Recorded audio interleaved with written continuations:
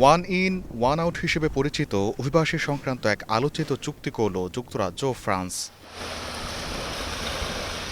চুক্তি অনুযায়ী ফ্রান্সের একজনকে ফেরত পাঠালে অপর একজনকে বৈধভাবে নেবে যুক্তরাজ্য।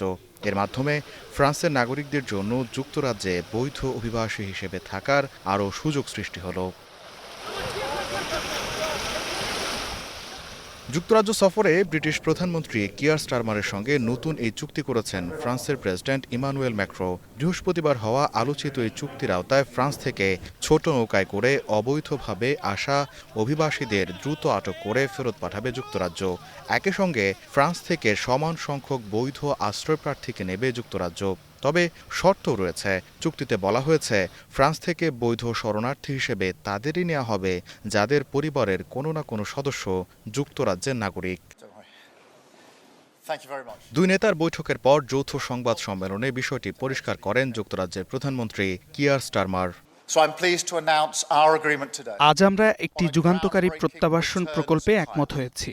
যুক্তরাজ্য থেকে ফ্রান্সে প্রতিটি প্রত্যাবাসনের বিনিময়ে একজন যিনি আইন মেনে নিরাপদ পথে আসার যোগ্য তাকে যুক্তরাজ্যে প্রবেশের অনুমতি দেয়া হবে। এই প্রক্রিয়ায় কঠোর নিরাপত্তা যাচাই হবে। শুধুমাত্র তারাই সুযোগ পাবেন যারা আগে কখনো অবৈধভাবে যুক্তরাজ্যে প্রবেশের চেষ্টা করেননি।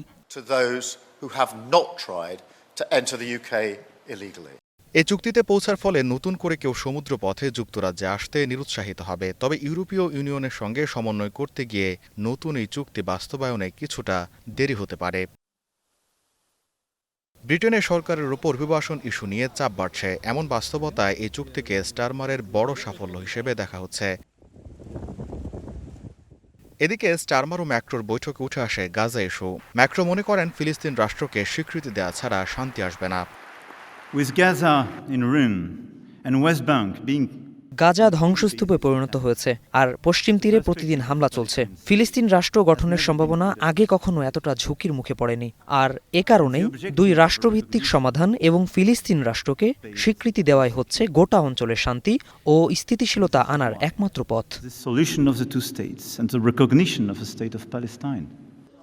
এমন সময় ম্যাক্রো এই মন্তব্য করলেন যখন ৬০ দিনের যুদ্ধবিরতির জন্য প্রস্তাব দিয়েছে যুক্তরাষ্ট্র।